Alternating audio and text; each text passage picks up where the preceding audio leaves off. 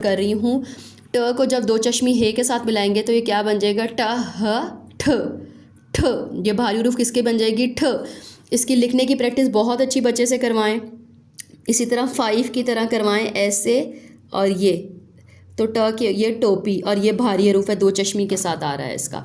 ठ ठ ठ ठ ठ आ ठा ठ आ। पहले बताएं, ये देखें ठ इसके साथ आ मिला और ट ठ अठा ट ठाठ ठ अठार ठार ठ ठ अठा ठ अठाल ठाल ठ ठ अठा ठ अठाम ठाम ठ भारी हरूफ ठ ठ अठा ठ अठान ठान ठ ठ ओठो ठ ओठोट ठोट ठ ठ ओठो ठ ओठोर ठोर।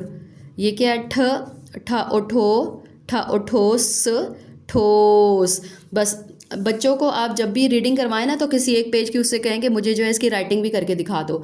तो ये थोड़ा सा मुश्किल लगेगा, आप बच्चे से यही वाला पेज जो है ये टा और टो वाला, इससे कहें कि यहाँ पे साथ साथ ऊपर या नीचे कोई भी जहाँ पे आपको ठीक लगे ये वाले वर्ड साथ साथ लिखते जाएँ।